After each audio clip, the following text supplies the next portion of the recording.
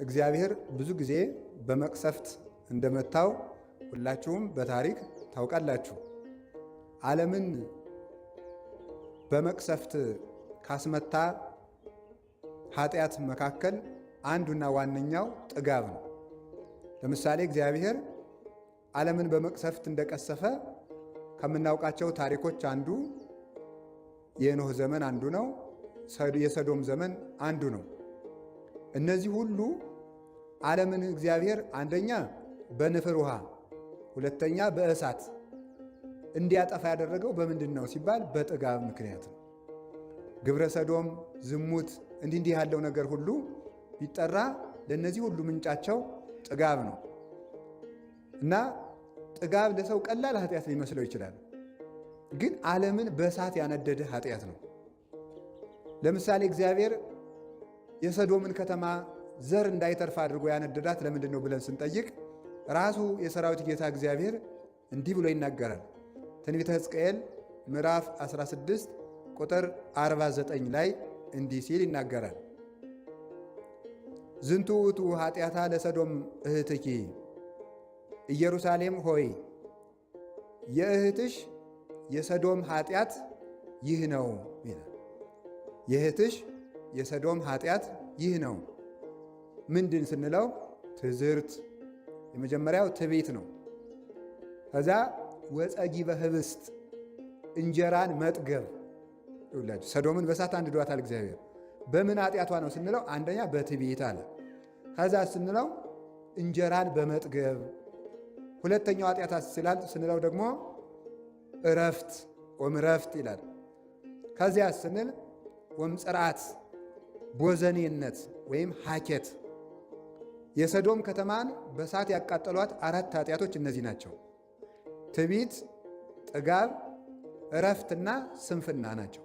እነዚህ አራቱ ኃጢአቶች ሰዶም ከተማን እግዚአብሔር በእሳት እንዲቀጣ አድርጓል ማለት ነው። ስለዚህ ይህንን አባቶቻችን በቅደም ተከተል ሲያስቀምጡት ጥጋብ እረፍትን ያመጣል። ጥጋብ እረፍትን ያመጣል። እረፍት ምንን ያመጣል? ሐኬትን ወይም ደግሞ ጽርዓትን፣ ቦዘኔነትን ያመጣል። ይሄ ምንን ይወልዳል? ትዕቢትን ይወልዳል ማለት ነው። ራሳቸው ቅደም ተከተል አላቸው። ሰው ሲጠግብ እንግዲህ እንደምታውቁት ጦሙን የዋለ ሰው ተግተው ሲቆፍር፣ ሲያርስ፣ ሲኮተኩት፣ ሲያርም የነበረ ሰው ምሳ ስታበሉት እንቅልፍ ይለዋል። ጥጋብ ምንን ያመጣል ማለት ነው? እረፍትን ይወልዳል ማለት ነው። ጥጋብ እረፍትን ይወልዳል። እረፍት ስለዚህ ሰው ሲበላ ያለመጠን በበላ ጊዜ ማረፍ ነው የሚፈልገው። ቢደክመዋል ማረፍ ይፈልጋል። ሲያርፍ ምን ይሆናል ደግሞ? ሰውነቱ ልህሉህ ይሆናል። ልል ዘሊል ይሆናል ማለት ነው። ተመልከቱ። የታንዘይል እንዲል ይላሉ አባቶቻችን። ልህሉህ ዝም ብሎ ይሄ ነዝላል ይሆናል ማለት ነው። ነገሩን በአግባቡ ማከናወን የማይችል ከራስ ፀጉሩ እስከ እግር ጥፍሩ ድረስ በድንጋይ የተቀጠቀጠ ያህል እስኪሰማው ድረስ ሰውነቱ በሙሉ ድቅቅ ይላል፣ ያቅተዋል። የተደበደበ ያህል ይሰንፋል፣ ይዝላል። እጁ ይሰንፋል፣ እግሩ ይሰንፋል፣ ደረቱ ይሰንፋል፣ ሰውነቱ በሙሉ ይሰንፋል። ምን ይወልዳል? ከዚያ ስንፍናን ይወልዳል ማለት ነው። ከዛ ስራውን በአግባቡ ማከናወን ያቅተዋል።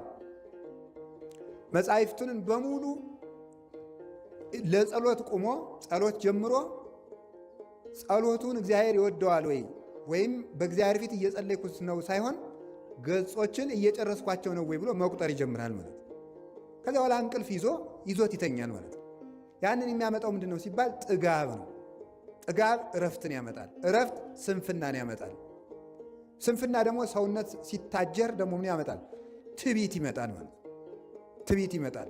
ቦዘኔ የሆነ ከሆነ የተነሳ ትዕቢት ያድርበታል።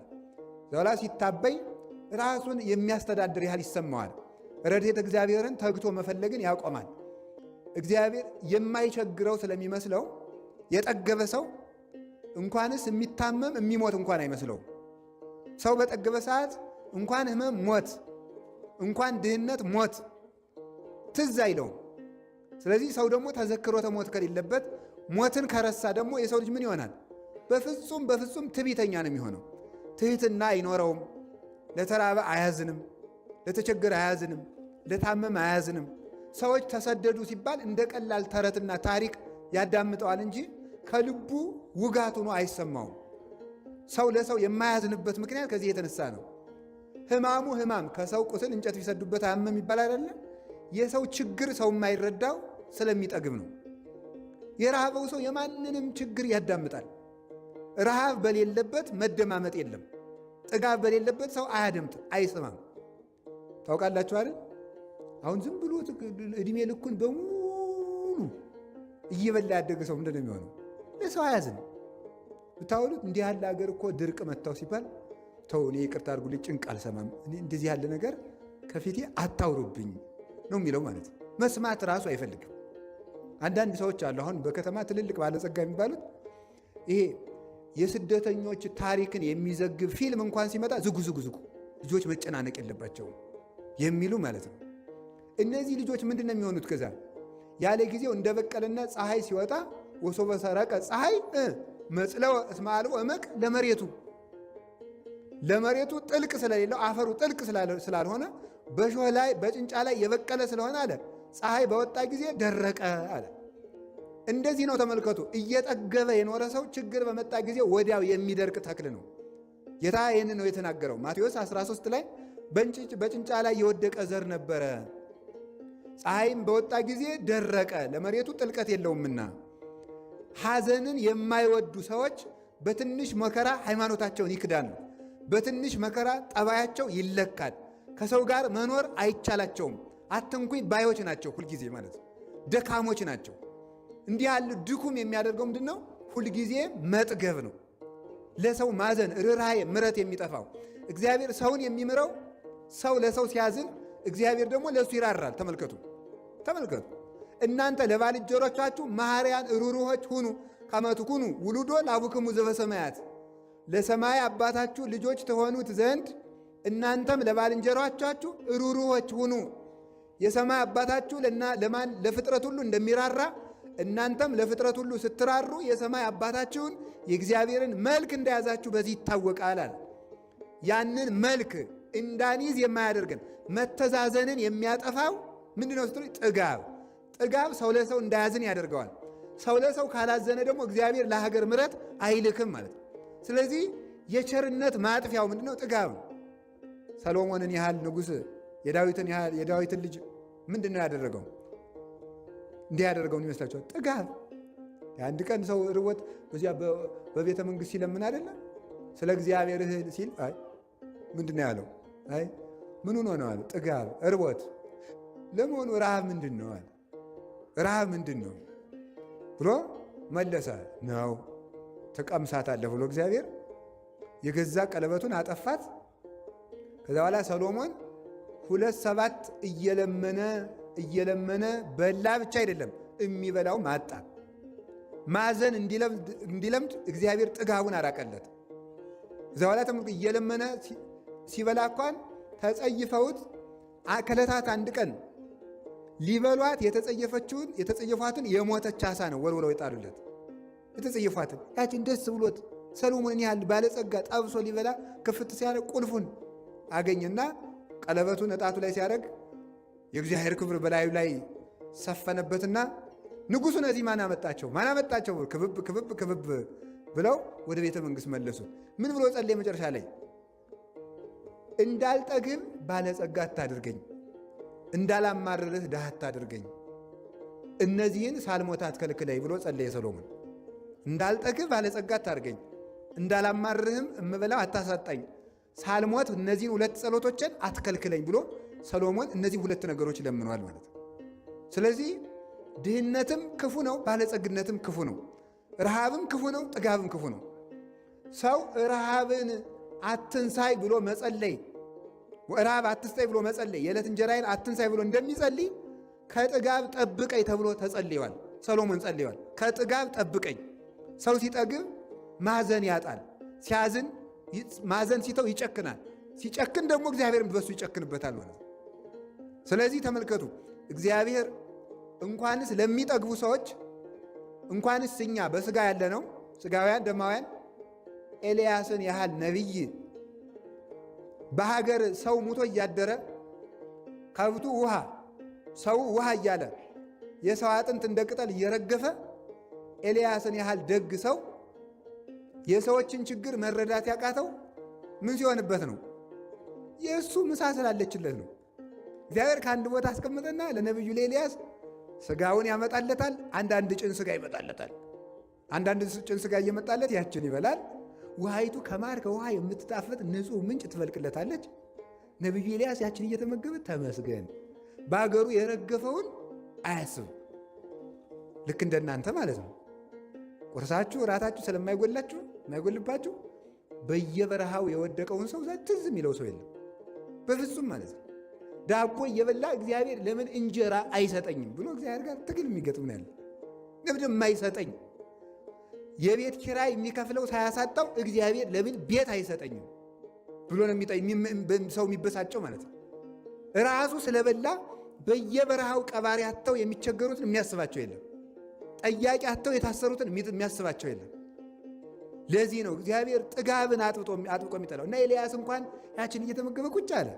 ኋላ አንድ ቀን እግዚአብሔር እነዚያን ቁራዎች በሉ አቁሙ፣ ይሄ ሰውዬ ለሰው ማዘን አቁሟል፣ የራሱን ምሳና ራስ ስላልነሳሁት አቁሙ፣ ዝናብ እንዲጠይቀኝ እኔን አቁሙ አላቸው።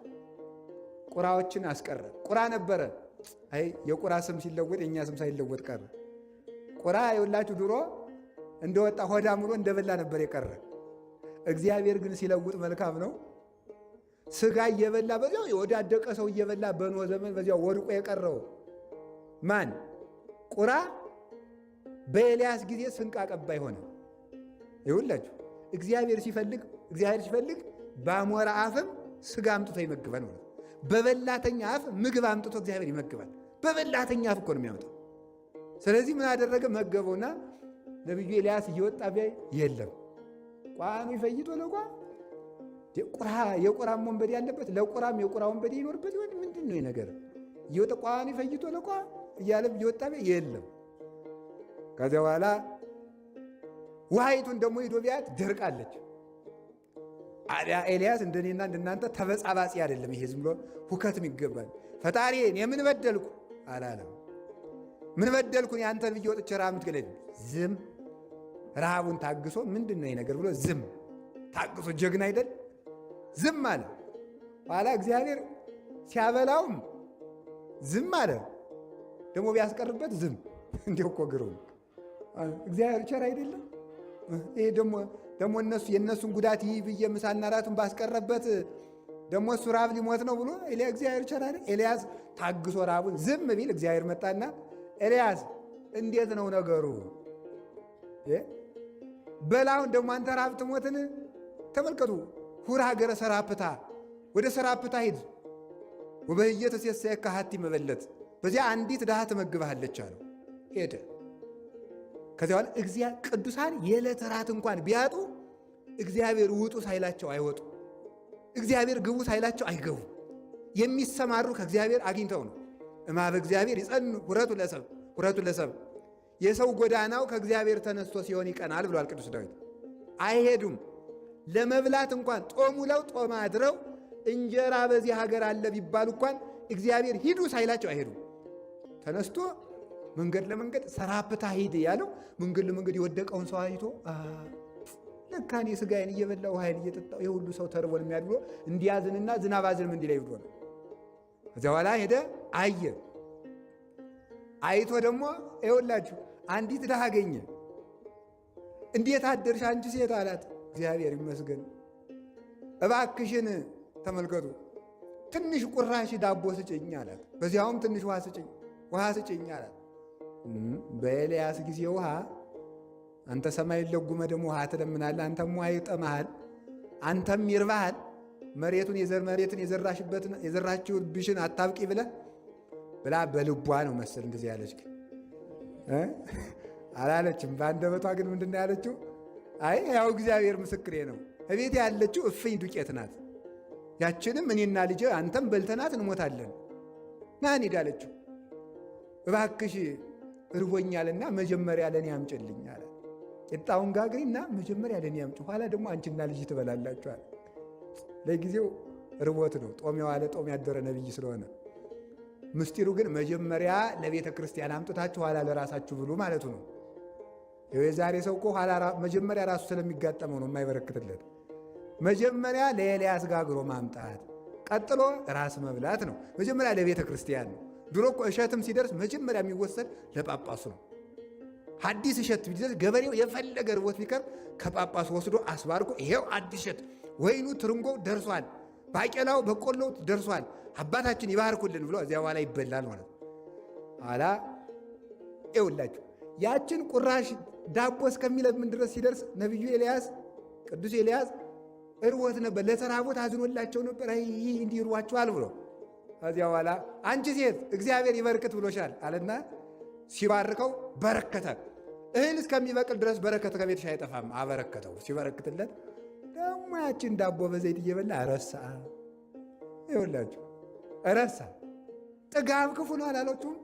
እንኳን እንደኔና እንደናንተ ያለነውን ተራ ሰዎች ነቢዩን እንኳን አስረስቶታል። ጥጋብ ክፉ ነው። አስረሳው። ነቢይ ኤልያስ ያችን ቀን ጸሎቱን ይጸልያል፣ ትንቢቱን ይተነበያል፣ ምስጢረ ነቢያትን በሙሉ ያመሰጥራል። እግዚአብሔርን ባይኑ የያየዋል። ንጹሕ ድንግል ንጹሕ መንፈሳዊ ነው። በሰርክ ሰዓት ምግቡን ያቺ መበለት ትሰጠዋለች። ተመስገን ብሎ ቁጭ አባገር የሚያልቀውን ሕዝብ ትዝ የለም። ለጉሟል ሰማዩን። ይሄ ሰውዬ አገር ሊያጠፋ አይደለ ብሎ ደግሞ እግዚአብሔር እንግዲያማ ተሻለማ ብሎ አንድ ቀን ታቅፎ እሷን አስታቀፈችውና በልጄን ያዝልኝና እኔ ውሃ ይዤ ልምጣ ብላ ውሃ ብትሄድ እንጨጨራሩ ልቅሜ ልምጣ ብትል እግዚአብሔር እንግዲህ ፊት ቁራ ባስቀርብህ አላዝን አልክ፣ ውሃ ባስቀር አላዝን አልክ። ደግሞ ዛሬ እንግዲህ ከድሃ ቤት ባበላ ደግሞ ለፍጥረት አታዝንም እንዴ ብሎ እንደያዘው የሴቲቱ ልጅ ሞተበት። ኤልያስ እንደታቀፈው ኋላ አፉን ከአፉ እጁን ከእጁ ገደመና ጌታዬ እንዴ ምንድን ነው የነገር? እንግዲህ እኔን ማን ነቢዩ ኤልያስ መጣ ይለኛል? ነፍሰ ገዳዩ ኤልያስ መጣ ይለኛል እንጂ ይሄን ልጅ አስነሳ አለ። ተበሳጭቶ ማለት ነው። ጠብቅ ተብዬ በህድ እኔ እግዚአብሔር ነቢይ ነኝ፣ ያንተ ነቢይ ተብዬ ሙት ማስነሳ ሲገባኝ ከእኔ እጅ ደግሞ ሰው ይሙትብኝ እንዴ ብሎ ደግሞ እሱም ተናዶ ወደ እግዚአብሔር ጸለየ። ኤልያስ አዘንክ አለው። ምን ነው አላዝን? ሰው ጠብቅ ተብዬ እጄ ላይ ሲሞት ላላዝን ነው እንዴ? አንተ ላልፈጠርከው ፍጥረት ስታዝን እኔ ለፈጠርኳቸው አላዝንም? ፍሩ አስተርእዮ ለአክዓብ፣ በላውን ሂድና ለአክዓብ ተገለጥለት። እንዲሁም ነቢዩ ኤልያስ ይላል ድርሳነ ኤልያስ አንድ ቀን ቁጭ ብሎ እንዲያው በሰገነት ላይ ሆኖ ሲመላለስ ደግሞ የደመናው ደግሞ መልአክ አለው አይደል? የደመናው መልአክ ደግሞ ደመናውን የሚያመላልስ መልአክ አለ። እኔ ስራዬን እንዴት ነው ይሄ ሰውዬ የኔን ስራ ቀማ እኮ አለ። ደመና የሚያመላልሰው መልአክም ደግሞ ተቆጣ። ደግሞ የኢየሱ ስራው በምድር መጸለይ ነው። እኔ ስራ ገብቶ ደመናዬን እንዴት ይጋርዳል? አዘንባለሁ ብሎ ደግሞ ወደ እግዚአብሔር ፊት ቆመ። ዛሬ ተመልከቱ። አይ ተው፣ እሱ ለእኔ አምልኮት ቀንቶ ነው እንጂ ኤልያስ ትዕቢተኛ ሆኖ ለእሱ ክብር ብሎ አይደለም። ተዋለው። መልአኩ ፈጣሪ ፍቀድልኝ አለው። ቻልክ እንግዲህ አዝንም አለው። ላይ ኤልያስ አንድ ቀን በሰገነት ላይ ሆኖ ትክ ብሎ ቢያይ ከባሕሩ የደመናው መልአክ ውሃ ጠለፍ አድርጎ ሲወጣ አየው። ማን ነው እኔ ሳልሰማ ደግሞ ደመና የሚጠቅስ ደግሞ ብሎ በዓይኑ ጠቀስ ቢያረጋት ያቺ ደመና ብትን አለች። መልአኩ ተቆጥቶ መጥቶ አንተ እንዴት እንዲህ ታደርጋለህ? አንተ ትቢያ ነህ፣ አመድ ነህ፣ እኔ መልአክ ነኝ። አንተ በእኔ ስራ የምትገባ ለምንድን ነው አለው። አይ እንግዲህ እኔ ይህን ያህል ስትናገር ያ እንዳልተናገርኩ አለ ኤልያስ። እኔ ለአምልኮተ እግዚአብሔር ቀንቼ ነው በሌላ አይደለም አለው። ተመልሶ ሄደ። አሁን በኋላ ግን ሂድ አሁንም ለሕዝቡ ተገለጥ፣ አንተ ስለበላ ሰው የሰውን ጉዳት አልተረዳህም ብሎ እግዚአብሔር ገስጾ ሄዶ ኤልያስ እግዚአብሔር ቸር አይደል ለሕዝቡም አዝኖ የኤልያስንም ውለታና ስልጣን አክብሮ ወዳጁ ስለሆነ ኤልያስ የገዘታትን እግዚአብሔር ሁሉን ቻይ ነኝ ብሎ አልፈታበትም። አስፈቅዶ አታሎ ነው። ሂድ ኤልያስ ቀስ እያደረገ ነው እንደኔና እንደናንተ ያለውን በጉንፋን ቢሆን ብሎ እንደ ግዱን ስራው እንዲሰራ ያደረገው ነበረ። ኤልያስን ግን አታሎ ለእሱ አምልኮት የሚቀና ስለሆነ ሂድና ዝንም አንተ ፍትሐ ብሎ እግዚአብሔር እሱን ላከው። ፈታና ዝናም ዘነመ እና የእግዚአብሔር ቤተሰቦች ሲበሉ ሲጠጡ እንኳንስ እኛን ነቢያትን፣ ደናግላንን፣ መነኮሳትን፣ ቅዱሳንን ሳይቀር ጥጋብ ዓላማቸውን ያስረሳል ለማለት ፈልጌ ነው። እግዚአብሔር ከጥጋብ ያድነን።